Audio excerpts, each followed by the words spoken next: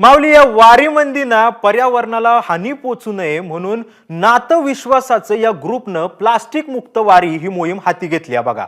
आणि त्यांच्या या मोहिमेबद्दल जाणून घेतलं या आमचा वारकरी रमेश परदेशीनं.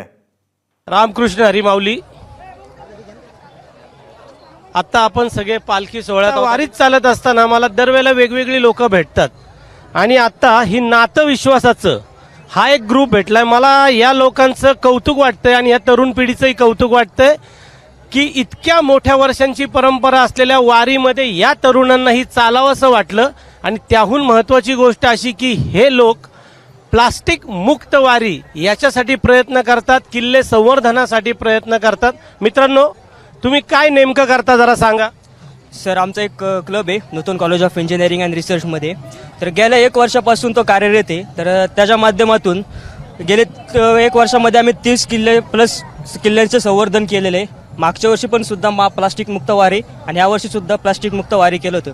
फक्त 5 ते 6 जणांपासून हा क्लब चालू झाला. आज आम्ही 80 पोरं घेऊन इथं आलेलो आहे. आज आम्ही पुणे स्टेशनपर्यंत इथूनपर्यंत चालत आले, पण अजून कोणालाही थकवा नाही आलेली. न थांबता या भक्तिमय वातावरणात ते रमून गेले ते सगळे. वा वा वा, पाहिलं की एक तर तरुण आहेत, त्यामुळे तुम्हाला थकवा खरं तर यायला नाही पाहिजे. आणि माऊलींचा जयघोष करत जिथं लाखो लोक पंढरपुरापर्यंत जातात त्यातले तुम्ही एक वारकरी आहात, तुम्ही आम्ही सगळे आहोत. पण तुमच्या या कामाचं खूप खूप कौतुक. कारण प्लास्टिकचा विळखा जो सबंध देशाला पडतोय तो फार भयंकर आहे. प्रत्येकानेच प्लास्टिक बाबत जागरूक राहिलं पाहिजे. जास्तीत जास्त प्रमाणात प्लास्टिक वापरणं टाळलं पाहिजे. मित्रांनो, तुमचं हे कार्य असंच सुरू ठेवा. पुढच्या वर्षी पालखीत नक्की भेटू. रामकृष्ण हरी. हरी विठ्ठल, श्री ज्ञानदेव तुकाराम, पंढरीनाथ महाराज की जय. रामकृष्ण हरी माऊली. मी सिद्धेश ताकवले. माझा विठ्ठल माझी वारी या कार्यक्रमात आपल्या समद्यांचं स्वागत. बघा, तुम्ही जर आजूबाजूला पाहत असाल तर तरुणांचं प्रमाण पण खूप आहे.